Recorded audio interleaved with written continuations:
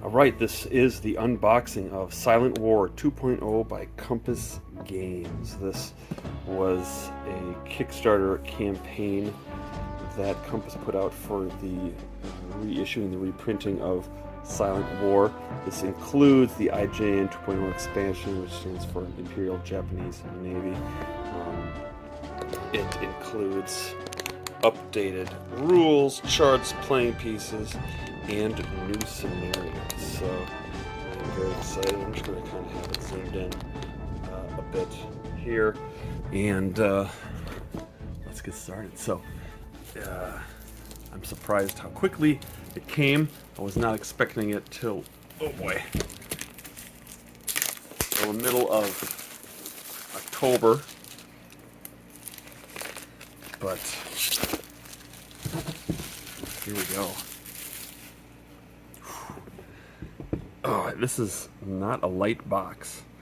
I think it's about 2.5 to 3 inches depth. So here we go. Ooh! So right off the bat, we got, it's like two 10D, 10-sided dice. So that's cool. One black, one white. Let's see what that's about.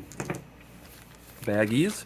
That's very nice. Just a helpful, thoughtful touch.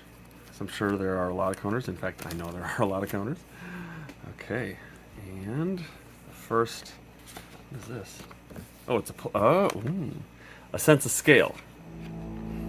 So this United States Navy Pacific submarine. So this has the different classes, it appears, and their various torpedo loadouts, forward, external midships, things like that. That's kind of cool. Worthy of additional study. This is the combat display. So we have column A, B, C, and D. So this is where your target ships go. Your targeting data computer counters go here, your submarines go here, and the various statuses of your submarine, it appears spotted, damaged, and if you have a skipper. Oh, that's right. One single counter will go here, whether you're spotted, damaged, or you have a super skipper. So that's cool. Just, oh, what's in the back? Kind of the same, I guess. Wait. Oh, here. Note same as on the reverse of this card, but with a different background image. Oh, I was just gonna say it just looks like it has a darker image. So if you want kind of a darker display, you can flip it over. That's kind of nice that they didn't just scan and say, yeah, you get one image. But nice little touch. What do we have here? Submarine tender display. Surabaya display. Is that how you say it? Surabaya. So this is where you can bring them to repair them. Broom box, ship side, ready for sea. Repair hold. They move through here. It's kind of a fun. I like the attention to detail with the background images being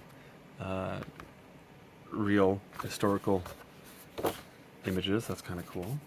Let's see what else we have. Another sense of scale. Sense of scale number 2. Oh, the Allied and Axis Pacific submarines. So we have the French.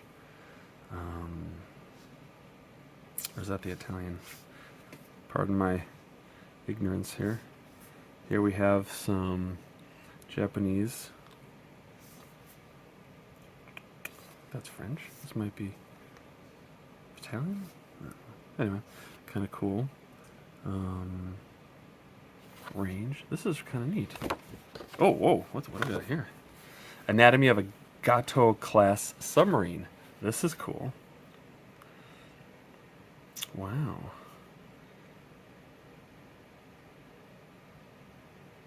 Are these all the, oh yeah, right here.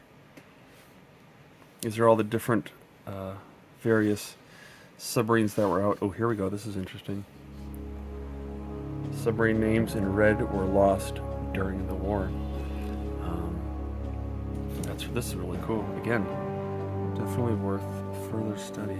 That's really neat. Oh, that's the other side. Charts and tables. Number 1. This is the USS Gato, the lead ship. There's some information there. That's kind of cool. Maybe this looks like some type of a player aid. Yeah. This is definitely going to be the most complex game I have undertaken. I sure hope I like it. Oh yeah, here's some more combat tables, lots of colors. It's one thing that I noticed right away about this game is that it's very, very colorful, and all the colors mean different things. Of course, you can see that there, and each op area will have a box, the war period and the die roll that you reference, depending on the phase that you're in, endurance rating, things like that. So I believe this is maybe one of the player aids. This map legend. Okay, this appears to be a player aid just for showing you what the different icons are on the map. I would call all of these are definitely not your normal 110-pound cardstock that you just would buy for an inkjet. I think this is much, much nicer. I know it's much, much nicer. I'm not sure what you'd call this, but I really, really like it. Here's some more explanations of the iconography.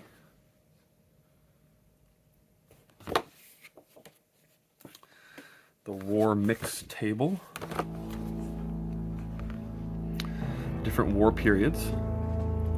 What was the 1932 campaign? Interesting. That must be some of the additional scenarios that are included in this. So you got some aircraft. That's cool.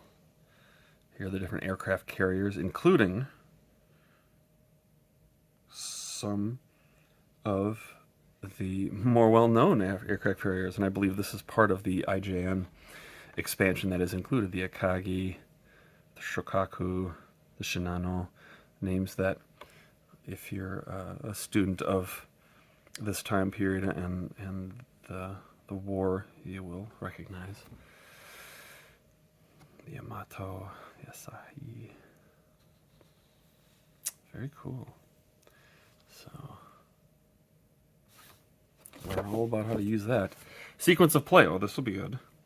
A sequence of play, just kind of have on the side, so that'll be nice. Charts and tables number 2. I figured there'd be more. Attack posture table, congregating risk. If we have every 2 submarines in a wolf pack count as 1 submarine for congregational risk. Lots of stuff. Timeline of U.S. submarines losses in World War II. Interesting. Look at that. Wow. It's one thing I really appreciate about historical solitaire war games, or any war game for that matter, but especially the solitaire games, is that I've learned a lot about the war and about different aspects of these battles and conflicts that I might not normally, and I've come to appreciate. Engagement tables, weather tables. This is the ultra table, which refers to the intelligence that we were able to gather during that time period. The ultra and the magic. The ultra and the magic were the code names for the I believe the deciphering that we were able to do it and breaking their code. So look at this. This is just a regular piece of paper, but this is a nice touch to say interesting clarifications, maybe some errata mentioned. The dates available on submarines. Okay. Interesting. All right. Well, appreciate the thoroughness the details. So here is scenarios. So these are the various scenarios. This is the scenario book. Well,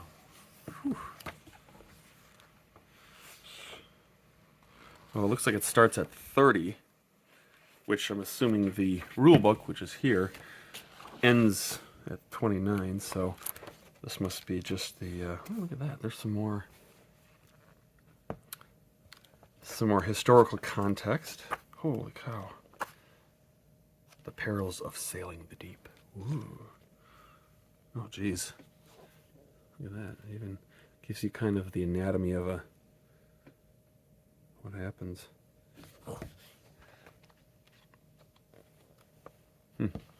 Okay. Okay. Still on patrol. Oh, that's cool.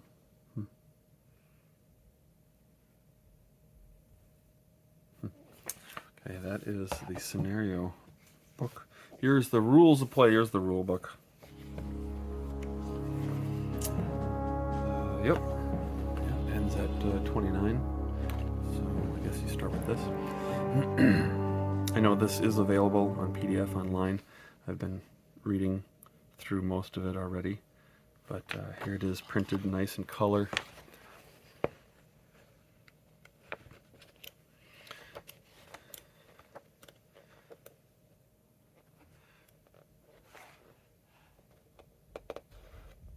Some commentary. I like how the commentary is thrown in each, just in each section, a little bit here, a little bit there.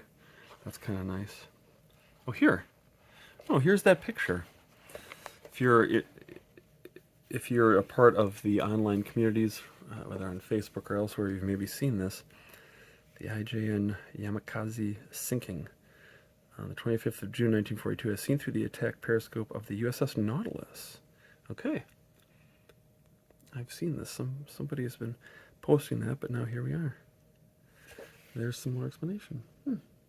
So, oh, here's the different the tonnage and how many ships are sank. Cool. All right. Here's the IJN, Imperial Japanese Navy. This is the expansion module. Playing pieces manifest and designer notes. Wow. So this is 27 pages. This just has a printout of everything that's in the counters. How many pages was the scenario, if you're curious, the scenario book is 59 pages. The rule book was, I think, 31. This one is 27. Again, that's not necessarily indicative of the complexity, but it is something to consider. Now, the fun part, look at these. Look at these. Look at all of these counters. These are really cool. A lot of them. If I can find the cobia. Well, I tell you what, I'll open it up in a second and we'll check it out. And then here, oh boy, this, and there's an empty box. This is the board. This is like part of the board. Wow. I gotta move some of this. I'm gonna have to move up the camera here.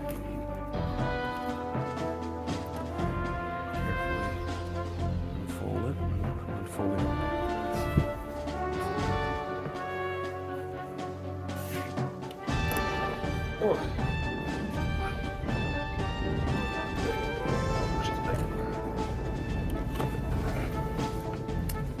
Okay.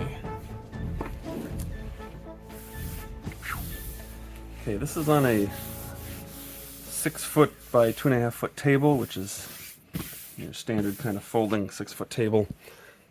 And it's taking up a good portion of it.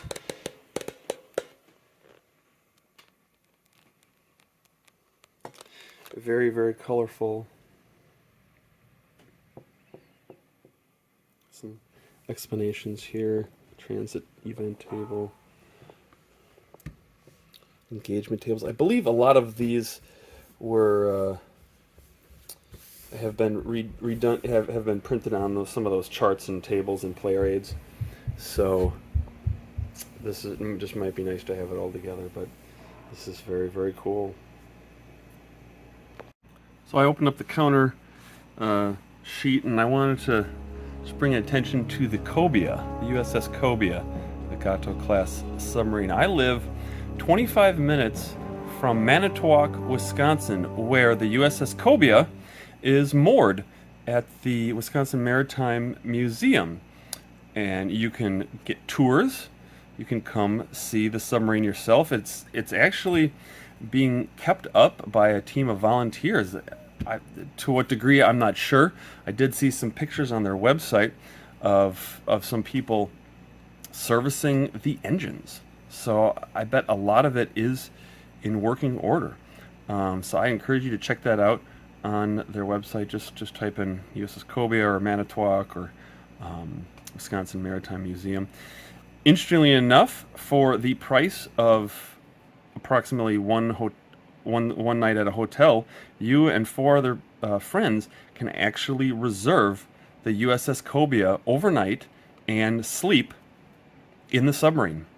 There's no working plumbing, but to be able to have that kind of experience is really neat. And again, like I said, it seems very reasonable. It needs to be, like I said, I think it's $500 or $600. But again, I think you have to reserve it for like 4 or 5 people, so split a couple ways. It's more than doable. And boy, wouldn't it be neat to play a game like this or Silent Victory on the actual submarine. I've put the seed, planted the idea in Zilla Blitz's mind. How cool would that be for have him come? But I thought that would be neat. So anyway, it's the unboxing, and you can look forward to hopefully a playthrough sometime soon, as soon as I figure out how to do this. So I'll sign off for now.